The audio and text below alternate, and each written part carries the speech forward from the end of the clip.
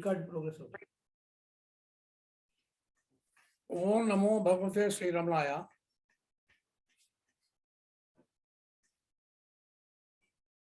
I got a questionnaire, a list of questions sent by Mr. Young Venkateswara Rao, who is a story writer and who asked me some questions earlier through this video. Among those questions, one question is, the other questions that they can be answered after this question. He asked, what is consciousness? And what is subconsciousness, unconsciousness, etc. But I want to limit myself to the word consciousness. As a Ramana devotee, I want to give the answer based on the teachings of Bhagavan Sri Ramana Maharshi.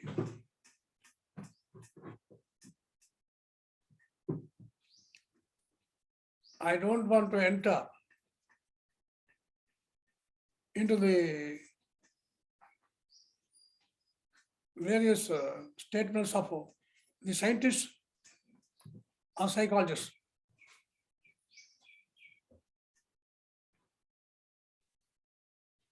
Einstein, Schrödinger, Heisenberg, etc. There are some scientists who spoke on the subject.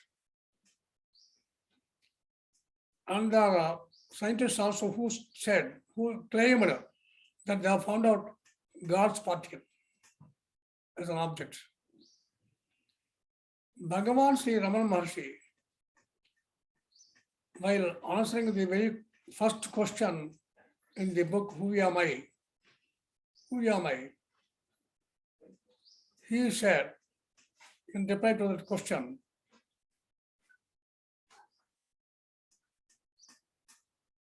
he said, I am not the body, I am not this prana, I am not this mind, I am not this intellect, I am not this ignorance.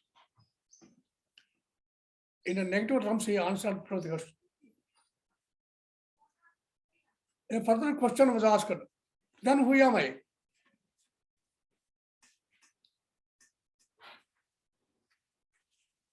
I am consciousness. That is what he answered. Or you can say awareness. And consciousness and awareness, here they are used in the same meaning. I am awareness. Then the next question is, what is the nature of awareness or this consciousness? Then Bhagavan said in reply to that question, the nature of awareness or consciousness is existence, consciousness, and bliss. That is what Satchidananda. That is it. So, what is consciousness? The answer to the question is,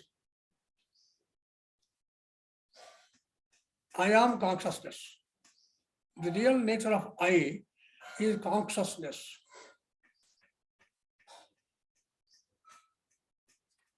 Which is not the body, which is not the prana, life current, or which is not the mind or the intellect, or the ajnana in the sleep. So the answer is simple.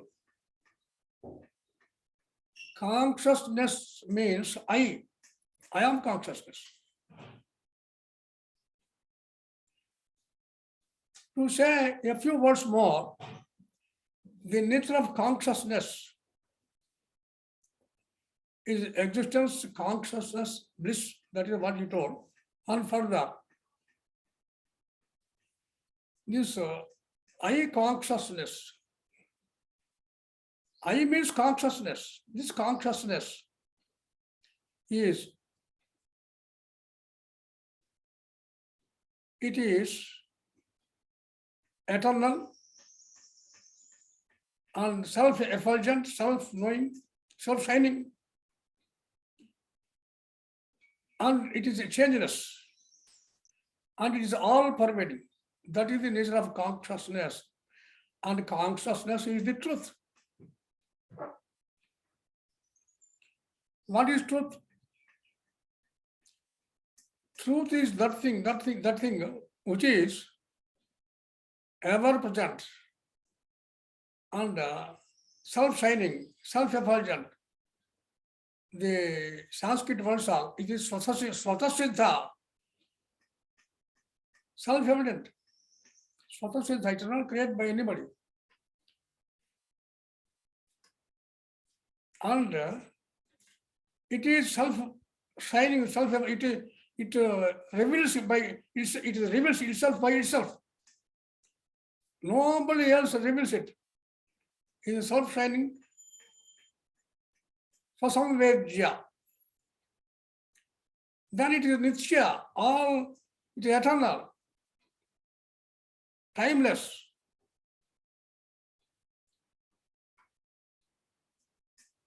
And it is Nirvikara, changeless. Birth, growing, changes in the thing, changes. Asti, jayate, vardhate, paranamate, parikshayate, kshiyate, nashyate. There's such a nirvikara, shad. There are 6 vikaras, changes that take place anywhere in the creation except the I is changeless. It is timeless. It is self-shining, self-effulgent. It is self-evident. It is Svatasiddha, Svasamvedya, Nitya, Nirvikara, etc. All embracing, all pervading. It is everywhere. Sarvatra, Sarvada, Sarvamu. These are the words also. So, what is consciousness? Consciousness is that thing which is changeless, eternal, and self-evident, and self-effulgent, self-shining. This is the answer to the question, what is consciousness? There is another question, what is truth? Truth is, consciousness is the truth. Nothing else is truth. Truth means there are tests. These are the tests for saying that a particular thing is truth. It must be changeless, it must be eternal, it must be self-evident, Svatasiddha, and it must reveal itself by itself. That is Svasamvedya, self-knowing. So that is the truth. Other things are not truth. So this is the meaning of consciousness. The nature of consciousness is thus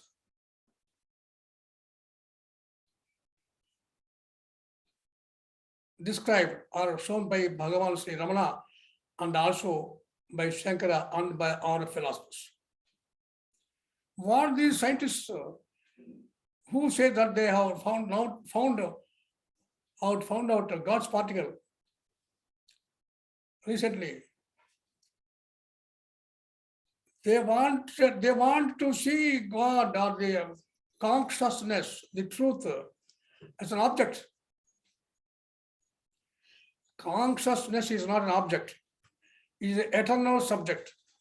We can't say it is a subject, knowing something good. Anyway, eternal subject. there is nothing which can, there's no other subject which knows this subject. That's why called is eternal subject. So simply stated, I is the consciousness. Its nature is existence, consciousness and bliss. It exists by itself, so it is it's the existence of consciousness is also the existence. It's self-shining, eternal, that is why it is existence. And existence, what exists, it is conscious. Conscious also, consciousness. You can't say it is conscious. If you say it is conscious of existence, then it means it is conscious of something, another object. It becomes, I must say that I am conscious of a tree. It means it has become an object. I can't become an object. Consciousness cannot become an object of itself. It is objectless. So this is consciousness, and thus is the consciousness is the truth. And whatever the other scientists and the other psychologists like Freud and etc. they say, it is not relevant to me. But what Ramana told, that is what I have stated in these few words. And this answer also replies another questions. Because who am I?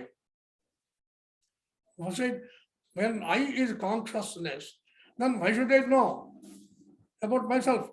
Who am I is what is the question? Why is this question? And why I should put the question? That is also the first question. Because I am consciousness, no doubt, but I am under the illusion that I am the body. I don't know myself, that is the concern. In fact, I can't say that I don't know myself. I can't say that I know myself, because when I say I, how can I say that I don't know myself? I am speaking to you as I, and I mention I, the word I. When I say I, then it means I know. Knowing I say I must know myself. So I can't say I don't know myself. Then I can't say that I know myself also, because I can't make myself as an object of my perception. Consciousness is an object, is not an object. It is an eternal subject. Eternal subject. Though we can't say that it is the subject, just to say in some few words in Vyavahara, we say that. So the scientists, they study objective world. When they see the objective world and want to find what is the secret of creation, what is the energy or the thing which is behind this creation, they say many things. And in the study of the objective world, they forgot to study about the subject. When I study an object, I must know who am I. So they left 50% of the study, and they began to study the objective world. Then what they can, that means even if they completely know about the objective world, the secret of the objective world, they have got only 50% of the knowledge, because they have left out the subject, I. This uncertainty principle of Heisenberg it can be stated in a few words. The momentum of the particles,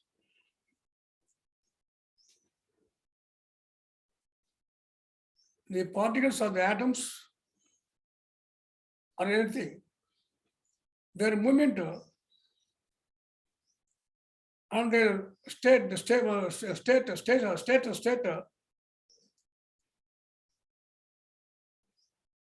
they are not stable at the same time. When I perceive the objective world or the atoms, then there is a movement in the particles by very perspective, by the observer and the observed things, atoms, they get changed. Their place is changed simply by the very act of perception by the observer. So observer changes the observed. Then how can you know what is the thing that is observed exactly? So I may not be able to explain the theory of Heisenberg, uncertainty theory, but anyway, simply stated or roughly, that is like that. Anyway, not going into those things, what Ramana told is, consciousness is truth, and I am consciousness. Though I am consciousness, I am under the illusion, I am this body. Though I am not this body, I am not this prana, I am not a mind, I am not the mind. Though it is a fact, I am under the illusion that I am the body. I know I exist. If you ask anybody, he says he exists. He knows that he exists. But he does not know that he is consciousness. There is a sloka in Ravana Para Vijjo Upanishad. It is said, as Ramana's saying, teaching, Asmiti Bodho Na Runad Javirja. Bodho Asmiti. Next thing I don't remember exactly. So everyone knows I exist. But he doesn't know Bodho must be Bodha. I am awareness, I am consciousness. What is the consciousness is called in Sanskrit as jnana or japti. Many other words are there. Atman, Brahman. The name God, you can say anything, but consciousness is ever existing and it is not known and it is not a thing to be known. It is indescribable, indefinable, because it is eternal I. I can't know myself as an object. So, yatho vacho nivartante aprapya manasa saha. That is why it is said where the mind does not go, where the I does not go, where the words do not go. That is the description of the consciousness. Consciousness is not it must be experienced. It cannot be described. Na tatra chakshur gachati, na vag gachati. The eyes can't go there. The words can't reach there, not it. No mano. Not even the mind. Mind cannot think of it. Why? Because there are objects. Consciousness is the subject, eternal subject. So, to be it is only is to know it. I can experience it. I do not know it by mind sense because it is beyond the teach of the senses or mind. So there is a sloka, there is a poem in Upadhyasara.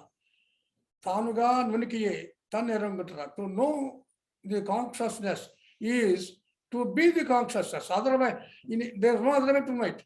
You can't know it as an object. So, by this, the question, who am I, is also answered. Why we should inquire, who am I? Because I know I exist, but I do not know, or I forgot that I am consciousness. And that is why, because I am under the illusion that I am the body, to remove the illusion of this I am the body idea, we want to, inquiry is required, who am I? So that we may experience it as a consciousness.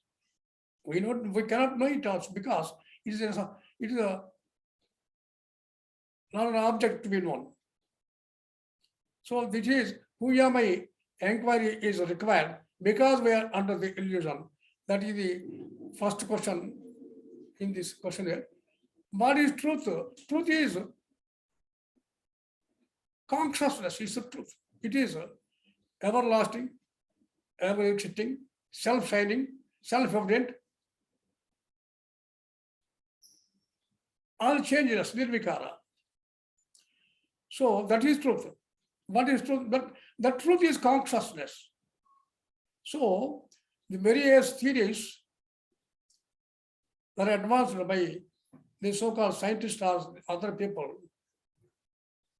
they become silent on this at this point.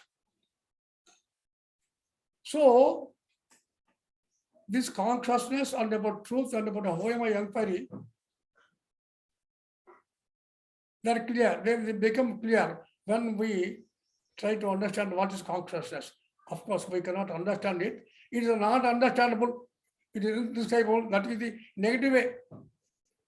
Whoever say. So that is I consciousness. Next, there is also another question about destiny. Destiny relates to the body and the mind. There is a poem in Monadi Nalabadi Saddarshana dealing with this subject. What is destiny? It is a result of past actions, either in the past lives or in the earlier days. But what we experience today is the result of our past actions. That is destiny. Vidhi, it is also called by various other names also. So luck, it is not luck, it is adrishtam, though which they say it is adrishtam means it is not seen. We don't know. The present experiences we have got in this life are the result of our past actions. So destiny is what has already borne fruit. That's but according to the teaching of Ramanuja, what is destiny means? Destiny relates to the body, relates to the mind. When I am consciousness and I am not concerned about the destiny. Destiny is described by an example. We give a key to the watch. It works for 24 hours. So, as long as the destiny, the body is there. When destiny is completed, experience, then it goes. But while there is destiny to the body, a jnani who experiences himself as consciousness, or Brahman, Aham Brahmasmi, etc., he is not attached, he is not concerned with the destiny of the body because he is not the body. For ordinary people, the destiny is to be experienced because they are under the illusion of I am the body idea. I am the body. So destiny relates to the body, and whatever is in Ramana's life, we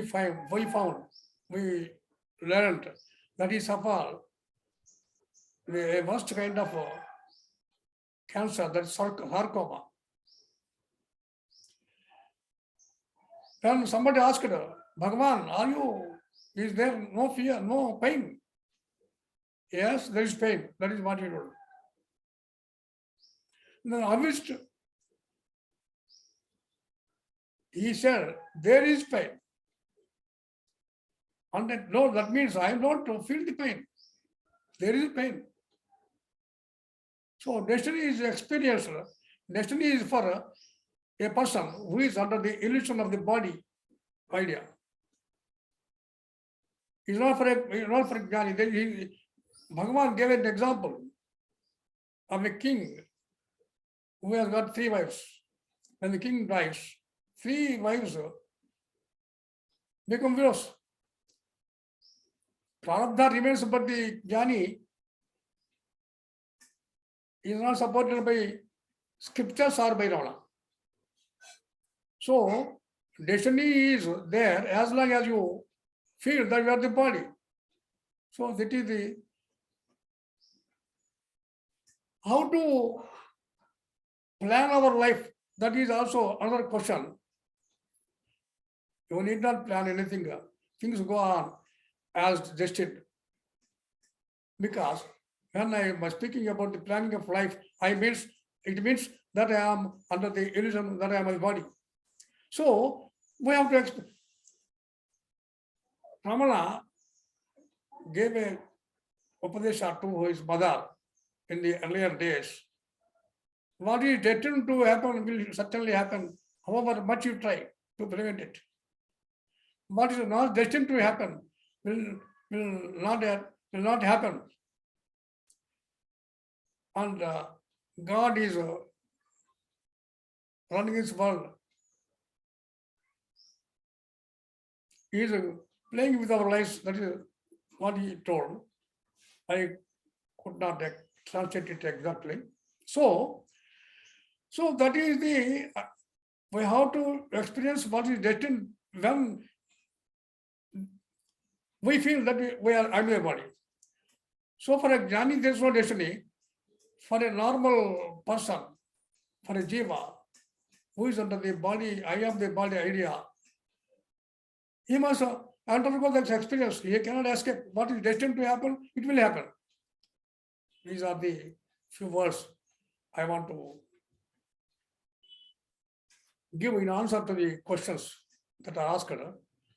And any more, I will speak to Mr. M. Venkateswara Rao when he comes into the video. Thank you. Om Namo Bhagavate Sri Ramaya.